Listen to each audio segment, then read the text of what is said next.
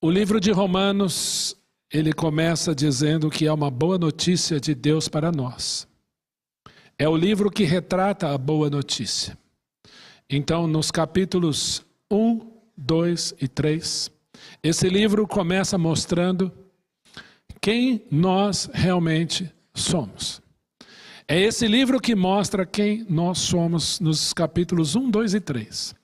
Então ali é feito, como a expressão que eu usei aqui, uma ressonância magnética da raça humana, uma sonda, né, que penetra no mais profundo do nosso ser e mostra quem nós somos e o quanto nós precisamos de Jesus.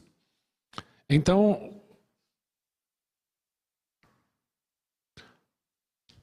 vamos comigo? Por favor, eu vou pedir que vocês olhem para mim. Então, os 3 primeiros capítulos de Romanos vão falar exatamente disso. Do quanto nós precisamos do Senhor Jesus e como é sério isso. Então, são 3 capítulos que mostram o pecador, o nosso pecado, o quanto estamos afastados de Deus. O capítulo 4 mostra a justificação, ou seja, a obra de Jesus Cristo na cruz. Desde o final do capítulo 3, o capítulo 4, nós cantamos aqui que Cristo veio para salvar. Ou seja, Jesus veio resolver o seu maior problema. O seu maior problema não é se você não tem a casa própria, se você foi mal na escola ontem, se o teu namorado ou a tua namorada te deixou, se você está carente, se você queria fazer uma coisa ou outra, ou se está difícil no trabalho, né? Ou se o teu vizinho te incomoda. Eu tenho um vizinho que tem um cachorro que ele late 24/7 sem parar, eu tenho orado contra aquele animal, né? Não quero o mal dele, mas pelo menos que ele para de latir para que às vezes eu consiga dormir. Mas não é esse o meu maior problema. O meu maior problema é o meu pecado que me separa de Deus e me joga na eternidade sem Ele. Para sempre afastado dele. E não é assim, puxa, estou sem Deus, né? Estou aqui nesse lugarzinho que é mais ou menos. Não, gente. É fogo. É fogo, porque o nosso Deus é fogo consumidor. E tem 2 maneiras de ele resolver o problema do pecado. Primeiro é tacar fogo em tudo. E é um fogo eterno que arde. Eternidade adentro. Deixa eu contar uma história para vocês. E contem isso para os seus amigos na escola, isso é importante. Por isso que eu gosto sempre que vocês prestem atenção em mim. Conta-se uma lenda, é uma lenda, mas ela é muito interessante. Essa lenda diz assim que uma vez por século, um passarinho vinha e raspava o bico no monte e ia embora. 1000 anos depois vinha um outro passarinho, raspava o bico naquele monte e ia embora. Passavam-se 1000 anos, um outro passarinho vinha e raspava o bico naquele monte e ia embora. Quando esse monte baixar, de tanto passarinhos rasparem o bico ali e ir embora, ele se desgastar e vir ao chão, esse é o primeiro dia da eternidade. Guardem isso para vocês. Jesus Cristo veio na cruz resolver o meu maior problema, o que é a minha eternidade sem Ele, com sofrimento. E não é porque Deus é mau, é porque Ele é santidade e justiça absoluta. Ele veio resolver o seu maior problema, que é o seu pecado. E a Bíblia diz em Romanos capítulo 4 e 5 que nós somos justificados, declarados justos, não porque somos, mas porque Jesus Cristo é justo, nos declarou justo para nós estarmos um dia na presença de Deus e Ele nos receber lá. Então você pode ir na igreja, como nós vimos lá em Romanos capítulo 10, a igreja está sim de religioso. A religiosidade não salva, quem salva é Jesus Cristo de Nazaré e o que Ele fez na cruz por você. Romanos 6 disse que nós nos identificamos com essa obra. Marcos falou bastante isso aqui hoje na aula dele. Nós nos identificamos com essa obra na cruz. Então, nós morremos com Cristo. Nós fomos sepultados com Cristo. E assim como Cristo ressuscitou, nós nos despimos do velho homem para andarmos em novidade de vida. Todo Romanos 6 fala. Então a vida cristã não é sempre melhorando. A vida cristã é entregue sua natureza a Ele. Jesus não quer crente Gabriela. Eu nasci assim, eu cresci assim, eu sou sempre assim, vou morrer assim. Né? Lembram da música, que os mais antigos vão lembrar, estão fazendo assim, estão entregando a idade também. Mas é uma música que ficou famosa no cancioneiro popular brasileiro. E muitos crentes vivem a síndrome de eu nasci assim, eu cresci assim, eu sou sempre assim e eu vou sempre assim. Não. Então é a minha entrega. É a minha personalidade entregue a Ele. Todo mundo sabe qual área da vida que precisa entregar para Ele. E a Bíblia diz, ofereceis os vossos membros a Deus como instrumentos de justiça. Deu para entender? Romanos capítulo 7, a nossa natureza pecaminosa lutando contra a nossa vontade, que nós sabemos que é boa. No sentido de, uma vez que eu já encontrei com o Senhor Jesus Cristo, Paulo disse, o bem que prefiro, não faço, e o mal que detesto, esse faço. Romanos capítulo 8, a nossa segurança em Cristo Jesus. Nós podemos estar seguros em Cristo Jesus. Nada me condena, nada me separa. Eu já fui em muitos sepultamentos de crentes. Há lágrimas, há tristeza, há a dor da separação, há a saudade, mas há uma segurança e uma paz incrível. Porque nós sabemos em quem temos crido e sabemos que nada me separa do amor de Cristo, nem a morte. Romanos capítulo 9 vai começar a tratar as mesmas coisas dos capítulos 1 a 8 de Romanos, porém com Israel. E no capítulo 10 nós vimos que os judeus têm zelo por Deus, mas não com entendimento. São religiosos, porém não com entendimento. Rezam, choram, fazem os jejuns. Foi Yom Kippur recentemente, essa semana Sukkot. Eles guardam as festas, porém não com entendimento. E a Bíblia diz, então quem poderá resolver meu problema? Quem pode ir ao céu para trazer a Jesus Cristo aqui? Ou quem pode ressuscitar Jesus Cristo dentre os mortos? Ele veio fazer isso. O Pai então entrega o seu Filho para morrer por nós, ressuscita-o dentre os mortos, para que nós andemos em novidade de vida. E este é o Evangelho. O que é o Evangelho? Que Cristo morreu por nós, segundo as Escrituras, ressuscitou ao terceiro dia, segundo as Escrituras, apareceu a Cefas, aos 12, e depois apareceu a Paulo. Jesus Cristo vive, esse é o Evangelho, e Ele ainda continua vivo para salvar todo e qualquer pecador. Nós cantamos isso aqui, Ele tem poder para salvar. Mas como ouvirão se não há quem pregue? Porque para uma pessoa ser salva, ela precisa crer no seu coração, crer e com a sua boca confessar a Jesus Cristo como Senhor. E todo aquele que nele crê de modo algum será confundido. Deus não deixará você na confusão, na dúvida, mas Ele veio para salvar, Ele tem poder para salvar. Qual religião é a boa? Jesus Cristo de Nazaré. Ele salva. Nele somos aperfeiçoados. Nele podemos andar em novidade de vida. Mas como crerão se não forem enviados? Como ouvirão se não há quem pregue? E esse texto de Romanos 10 termina essa passagem, nós fomos até aqui. Quão formosos são os pés dos que anunciam as coisas boas.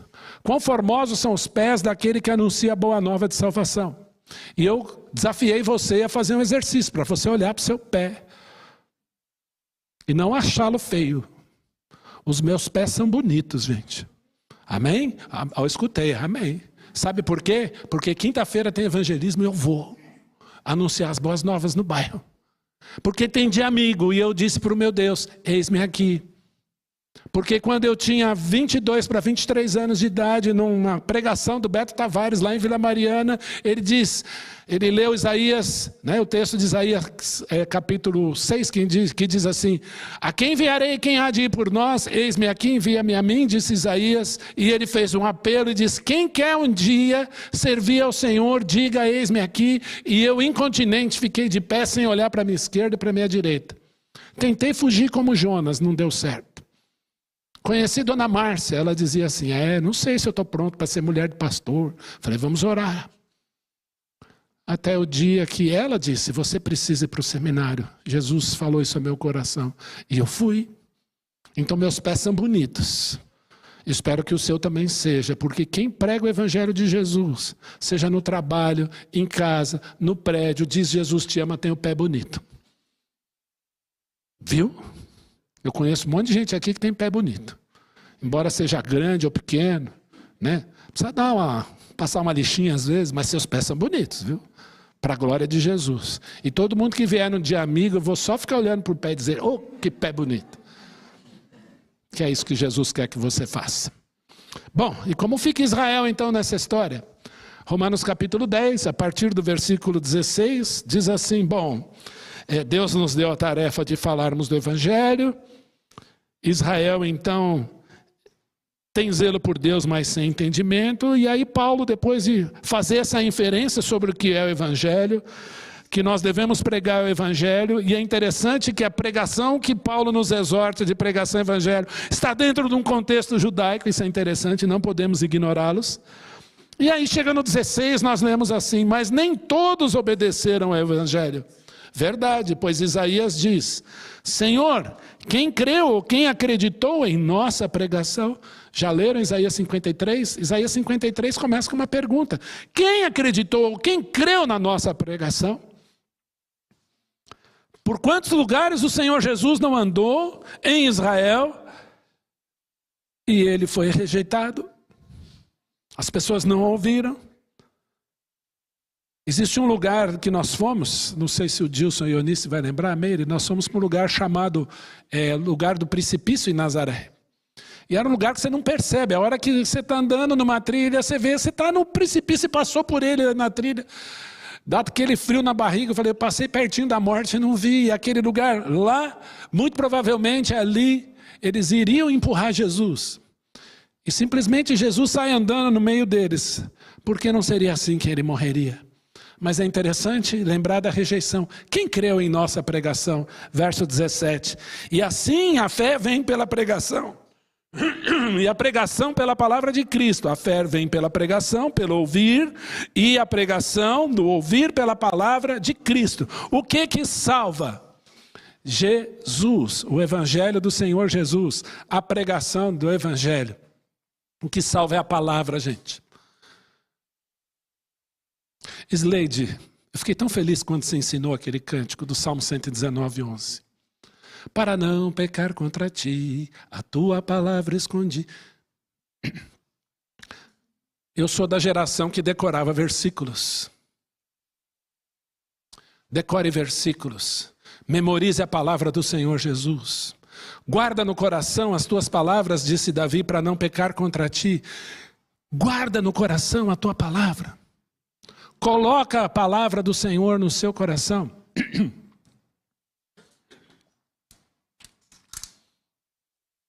Sabe por quê? É essa palavra que salva. Quantas vezes eu fui confrontado, seja em sala de aula, em embates, conversando com pessoas, evangelizando pessoas. Eu pensava comigo, eu vou recorrer à palavra. E eu citava o versículo de cor, a pessoa parava para pensar, porque não eram palavras do Ion, eram palavras do Deus vivo atingindo o coração daquela pessoa que precisava ouvir. A palavra ela vai mais profundo do que a gente imagina. Você está evangelizando alguém, presta atenção, memorize João 14,6. Deixa eu te falar uma coisa. Sabe o que Jesus disse? Eu sou o caminho, a verdade e a vida, e ninguém vem ao Pai senão por mim. É mesmo? Fale mais. Olha, a Bíblia diz assim, que Deus amou tanto você, que deu o Filho dele, para que se você cresce, você fosse salvo. Já parou para pensar nisso? Que bonito! Eu citei João 3,16 sem a pessoa saber. E a palavra em curso, é a palavra fazendo o papel dela. Porque a fé vem pelo ouvir e a pregação pela palavra de Cristo. Então pregue a palavra, memorize a palavra. Agora você começar a falar, ai, Jesus é um pão quentinho, ele é fofo, ele parece uma garrafinha de refrigerante. Gente, você não vai alcançar o coração de ninguém. Vai falar, esse cara está doido.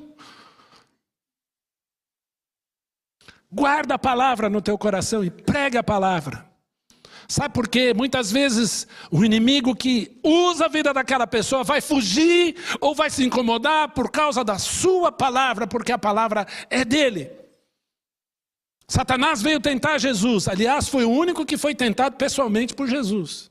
Desculpa, ao contrário. O Senhor Jesus foi o único que foi tentado pessoalmente por Satanás. Vocês estão espertos. Porque se aparecer aqui, muita gente vai correr. Mas eu fico imaginando, naquele dia, Mateus 4, né, descreve esse momento. O inimigo veio pessoalmente tentar o Senhor Jesus, tete a tete.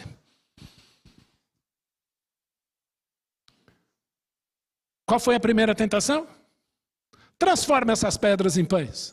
O que Jesus respondeu? Está escrito, não só de pão viverá o homem, mas de toda a palavra que procede da boca de Deus. Qual foi a segunda tentação? Leva lá no pináculo do templo, se joga. Satanás cita o Salmo 91. O salmo que fica aberto nas muitas casas e ali para sempre. Eles não leem outras coisas. Se é que lê. Porque as páginas amarelas da Bíblia ficam ali abertas como se fosse misticamente proteger aquele lar. Aquele que habita no esconderijo do Altíssimo, descansa à sombra do Onipotente. E é um salmo lindo. Mas se não usar, não serve. E ele cita o salmo para tentar Jesus. Como é que Jesus responde? Não tentarás ao Senhor teu Deus. Ele responde usando a mesma palavra que Satanás tentou usurpar.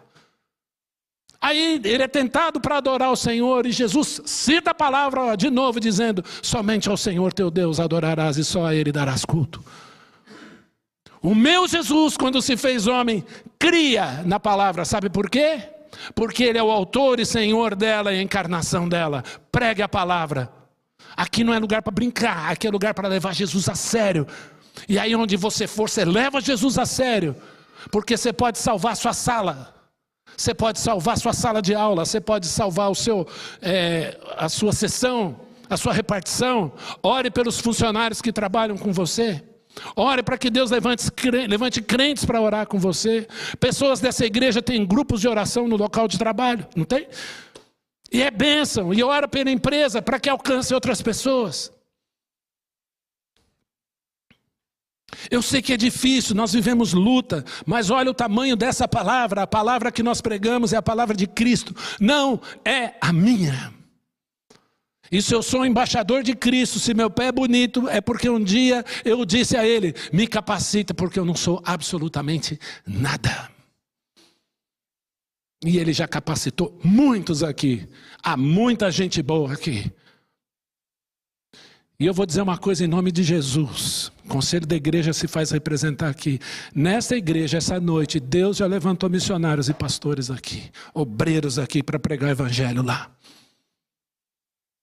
Eu creio. A viagem missionária não vai ser uma só, eu creio. Serão várias.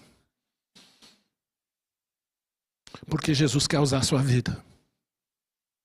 Meus irmãos, para pensar que Pedro estava lá de boa, lá em Jope, frente do mar, gente. Jope é lindo.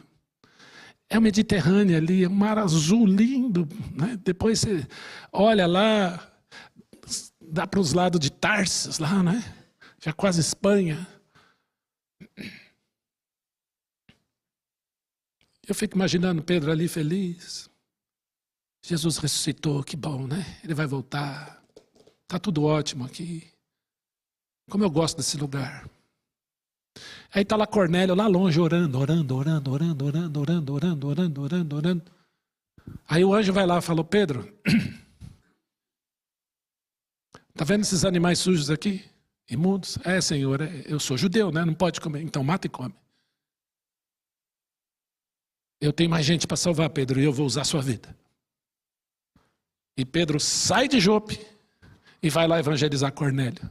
Quando chega na casa de Cornélio, toda a família crê, todos os gentios, o Espírito Santo desce sobre Cornélio e Cornélio já sai falando em línguas, todo mundo feliz e Pedro fala, o Espírito Santo veio para os gentios também. Eu fico pensando, como é que o anjo vai lá, ouve Cornélio, vai chamar Pedro, o anjo já não podia resolver, cortar caminho, gente, eu vou lá, Pedro, fica aí olhando o mar, eu resolvo isso aqui. Vai lá, Pedro. É você que Jesus quer usar. A fé vem pela pregação e a pregação pela palavra de Cristo. É você que Jesus deseja usar. E quanto mais dificuldade a gente tem, porque eu tenho, imagino que alguns irmãos têm também, muitos estão tendo lutas enormes, é porque nós incomodamos. A nossa postura de crente incomoda. O teu evangelho incomoda. O dia que me disseram, olha, você é bonzinho, mas fala menos de Jesus. Eu falo, aqui não é lugar para mim não. Verso 18. Mas, pergunto, porventura não ouviram? Israel não ouviu? Sim, por certo, por toda a terra se fez ouvir a sua voz, e não só lá, as suas palavras até os confins do mundo.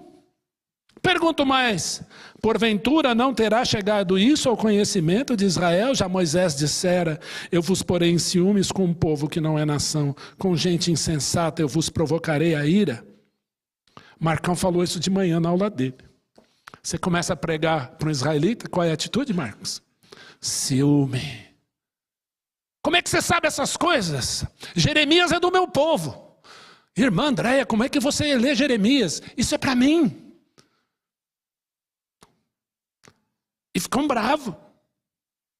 Então, quando você vai evangelizar israelita, eu gosto muito dessa tática. Eu falo do amor de Jesus e desapareço.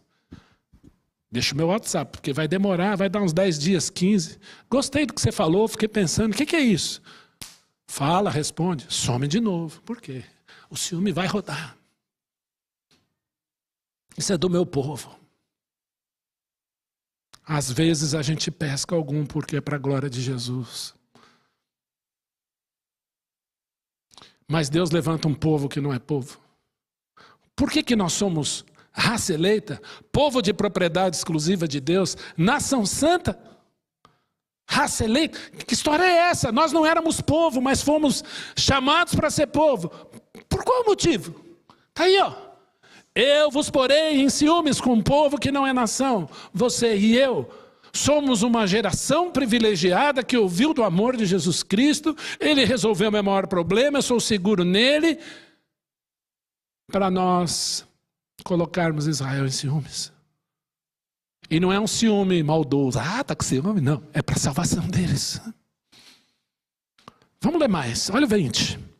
Isaías a mais se atreve e diz: fui achado pelos que não me procuravam, revelei-me aos que não perguntavam por mim. Cornélio, Priscila, Áquila, os irmãos de Corinto, Éfeso, Esmirna, Capadócia, Tiatira, Pérgamo, Itália, Espanha, Portugal, Inglaterra, França, América do Norte, Brasil. Durante 3 anos eu passei o Ano Novo em Florianópolis. 99, 2000, 2001, seguido, né? A gente foi seguido.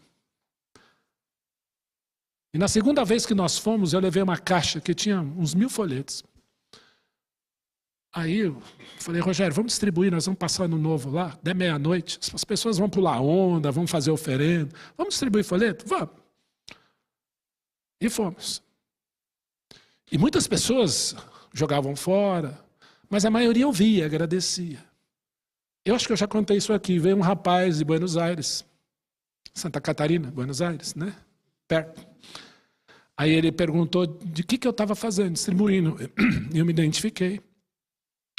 E ele disse em espanhol, paz do Senhor, e me deu um grande abraço. Falou assim, me dá um pouco, eu vou te ajudar. Essa é a identificação do corpo de Cristo. O Senhor é tão bom que ele foi até a Argentina salvar a gente. E não ri. Deus ama, tem muitos irmãos lá no Chile. Quantos lugares o Senhor não vai? Fui achado pelos que não procuravam por mim e revelei-me aos que não perguntavam por mim.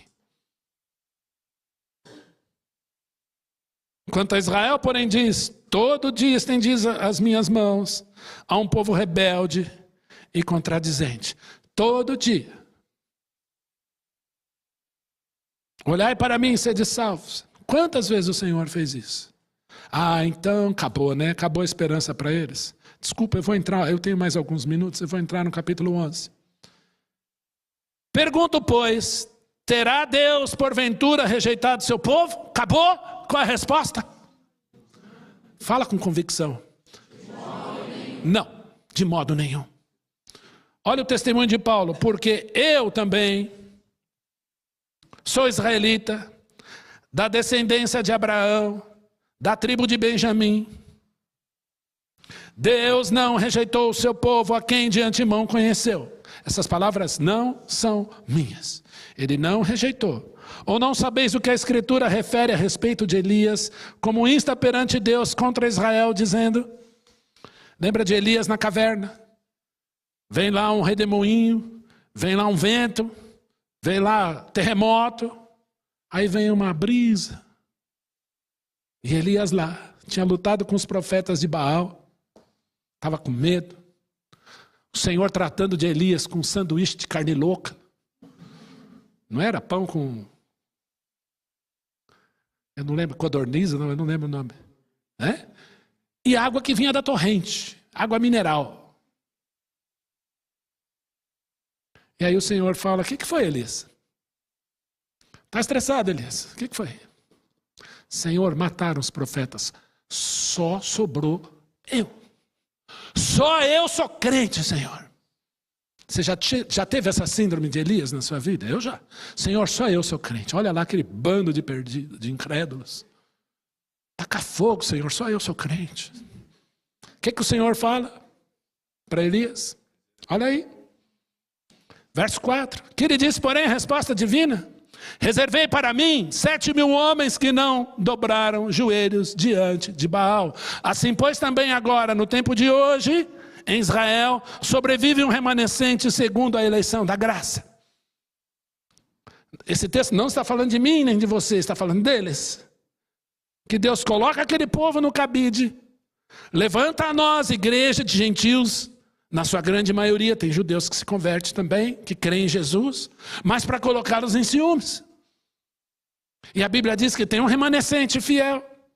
E nós lemos através da Andréia, de Jeremias 31, que Deus vai atrás desse remanescente. Por quê? Com amor eterno te amei, com benignidade te atraí. Assim, pois, também agora, no tempo de hoje, sobrevive um remanescente segundo a eleição da graça, e se é pela graça, já não é pelas obras. Do contrário, a graça já não é graça. Que diremos, pois, que Israel busca, isso não conseguiu, mas a eleição alcançou, e os mais foram endurecidos. Você já escutou essa pergunta? Por que Deus escolheu Israel? Alguém já ouviu essa pergunta? Alguém já ouviu isso? Por que Deus escolheu Israel? Alguns aqui. Qual a resposta a essa pergunta?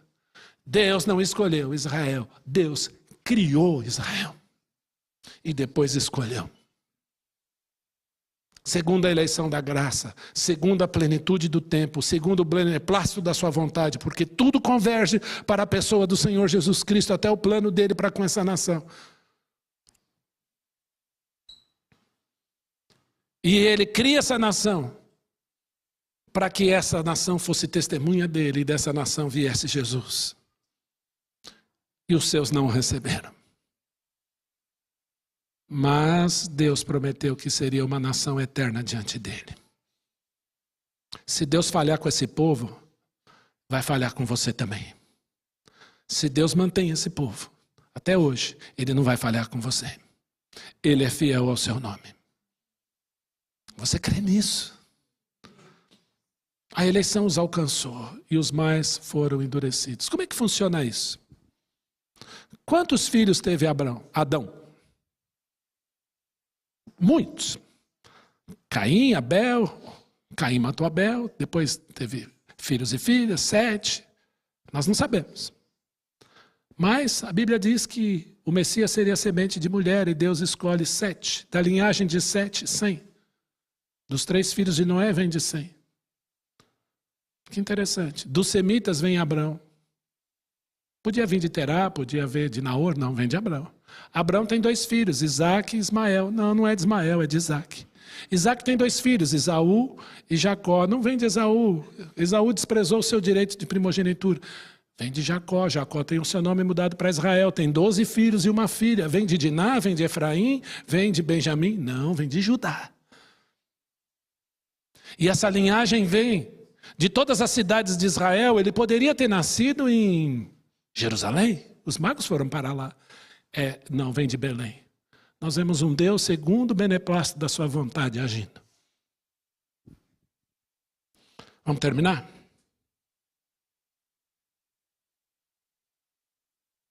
Verso 8, como está escrito.